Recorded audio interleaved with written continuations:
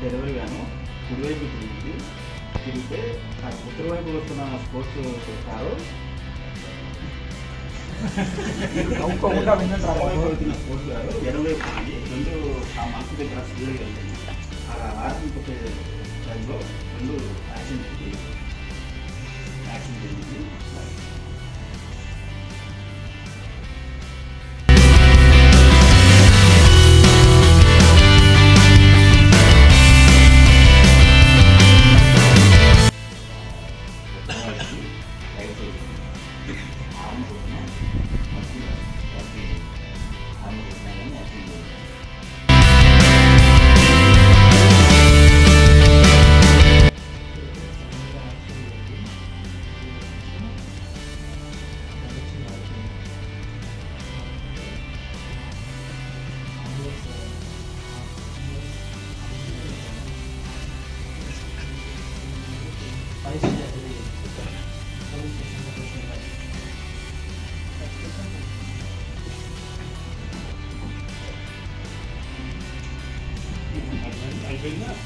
అర్థమైందా లేకపోతే క్వశ్చన్స్ అలాగే కార్స్ వెళ్తూ ఉన్నాయి. అయితే సడన్గా రెండు కార్లు యాక్సిడెంట్ అయ్యాయి. అది పోలీస్ స్టేషన్ దగ్గరికి వెళ్ళాలి సార్. ఆ స్టేషన్ దగ్గరికి వెళ్ళాల్సింది యాక్సిడెంట్ అయింది. పోలీస్ స్టేషన్ దగ్గరికి వెళ్ళాల్సింది యాక్సిడెంట్ అయిందని చెప్తున్నాను. ఓకే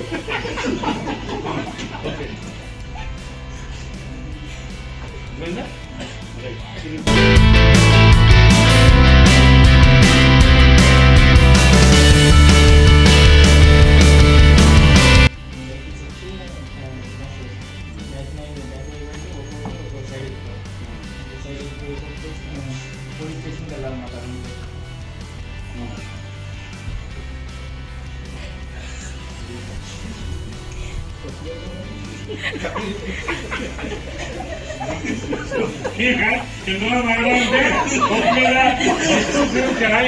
జస్టిస్ చౌదరి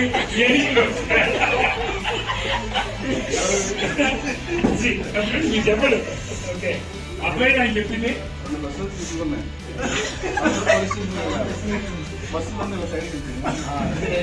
మామూలుగా గుర్తుకుంటే ఇద్దరు అందరు చచ్చిపోయారు. ఇద్దరు మిగిలిన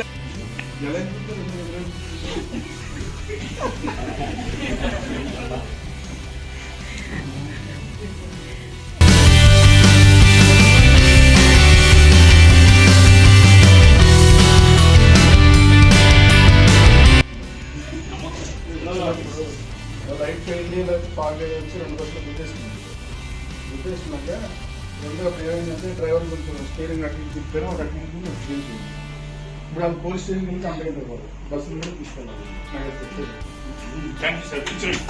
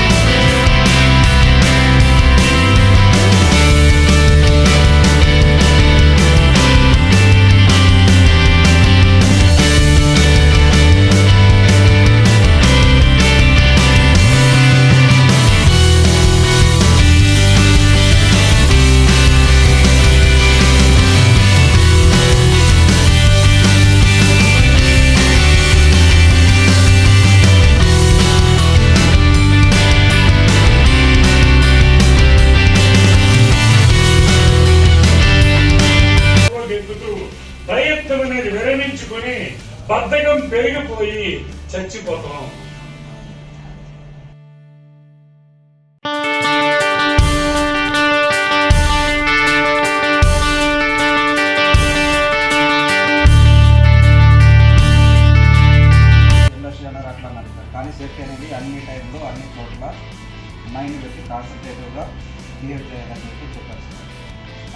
అది అసలు కంటిన్యూస్ మానిటర్ చేయాలంటే ఏం చేయాలంటే ప్రాక్టీస్ ఇంపార్టెంట్ అని చెప్పేస్తున్నారు.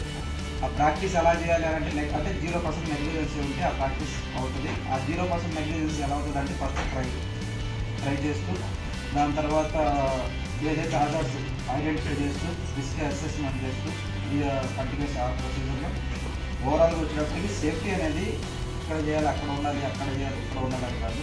ఎవ్రీ టైం ఎనీ టైం ప్రతి చోట అన్ని చోట్ల ఉండాలి. అదేవిధంగా ఆధార్స్ని ఐడెంటిఫై చేస్తూ రిస్క్ అనాలిసిస్ చేస్తూ ఫ్రీగా అందరికీ చెప్పుకుంటూ ఇక్కడ ప్రాబ్లం ఉంది, ఇక్కడ ఆధార్ ప్రాబ్లం ఉంది ఫైన్గా కార్స్ రూట్ కాజ్ అనాలిసిస్ చేసుకొని దాని తర్వాత సేఫ్గా ఉండి ఇంటికి వెళ్ళడం ఇంపార్టెంట్ అండి.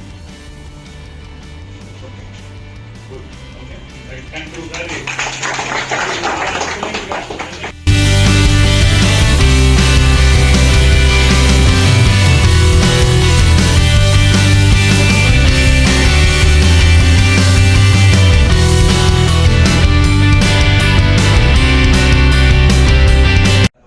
టైం అయితే లేదు. నేనైతే వెంటనే ఈ టీంని కాపాడాలి.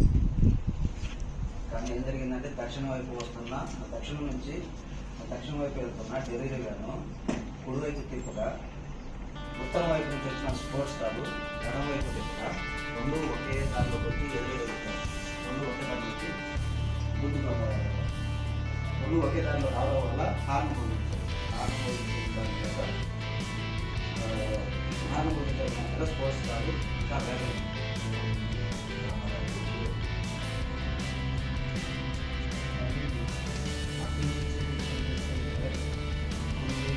దక్షిణం వైపు నుంచి వస్తున్న డెలివరీ గాను కుడివైపు జరగ ఉత్తరం వైపు నుంచి వస్తున్న స్పోర్ట్స్ కాదు ఎడం వైపు ఒకే దాంట్లో వెళ్తున్నదా ఉంటాయి స్పోర్ట్స్ వేగం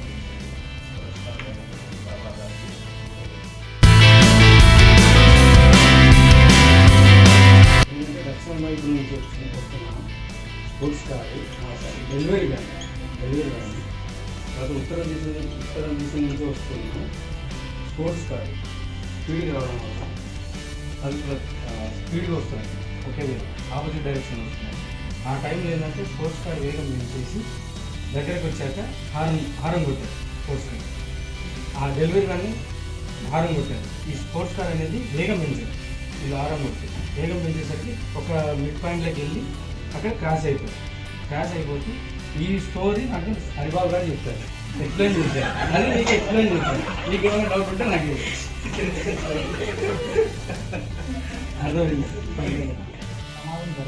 ప్రమాదం జరిగినప్పుడు పోలీసులు అందరం కాపాడలేదు.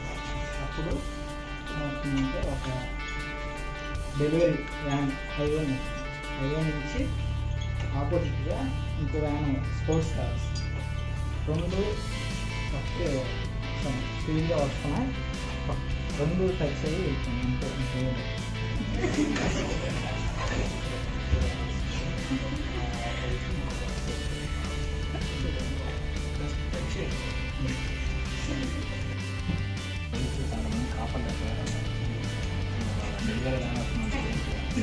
ఆపోజిట్లో అదే రూట్లో స్పోర్ట్స్ కార్ జస్ట్ రెండు టచ్ అయిపోయింది.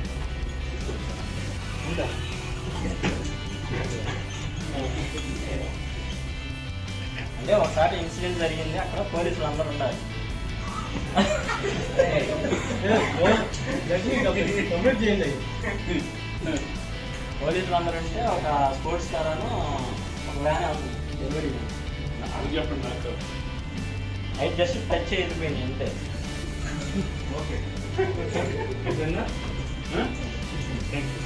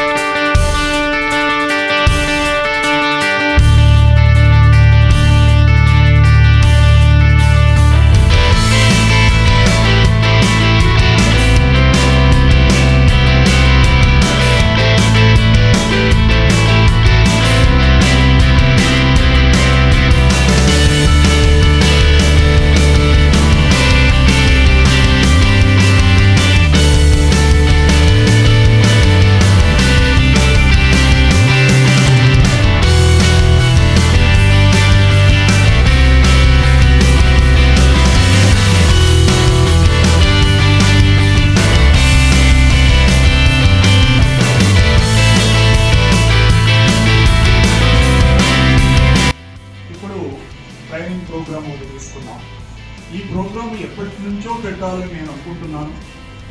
ఇప్పటికీ అది మెటీరియలైజ్ అయింది. అది కూడా మీ ఫ్యాక్టరీలో స్టార్ట్ చేశాను. నేను నాగేంద్ర కుమార్ గారు ఇంత బాగా ట్రైనింగ్ ప్రోగ్రామ్ ఇస్తారని నాకు తెలియదు.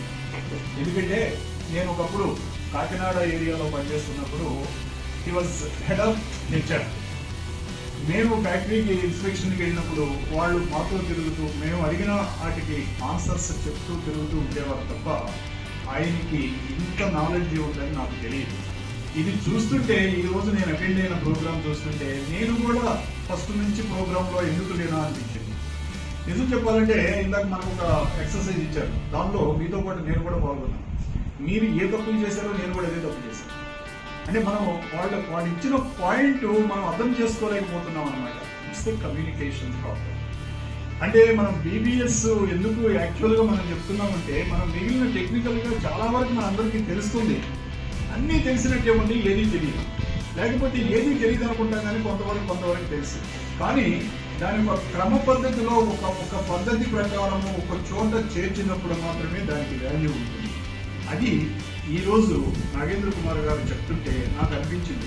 మేము ప్రతి చోట ఇన్స్పెక్షన్లకు వెళ్తాం, ఇన్స్పెక్షన్లు చేస్తాం, ఏ ఏరియాలో ఏ తప్పు ఉందో పట్టుకుంటాం, దాన్ని పేపర్ మీద పెడతాం, మీకు కమ్యూనికేట్ చేస్తాం, బాగానే ఉంది. కానీ బట్ మేము అది క్రమ పద్ధతిలో మీకు చెప్పలేకపోతున్నామేమో అనిపించింది. ఈ రోజు కనుక నేను చూస్తుంటే ఉన్న తప్పుల్ని మీకు ఎత్తి చూపించలేక మీకు సరైన గైడెన్స్ నేను ఇవ్వలేకపోతున్నాను. అంటే ఎలా ఉంటుందంటే మా వర్షన్ అంతా ఒక పద్ధతిలో ఉంటుంది. మేము కేవలం తప్పులు పట్టుకునేవాళ్ళం మాత్రమే, మీకు ఎడ్యుకేట్ చేసేవాళ్ళం మాత్రం కాదు.